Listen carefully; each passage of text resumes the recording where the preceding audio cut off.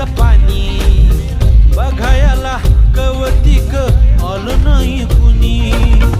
मळ्याला या मळेवाली भेटलीच नाही अगराने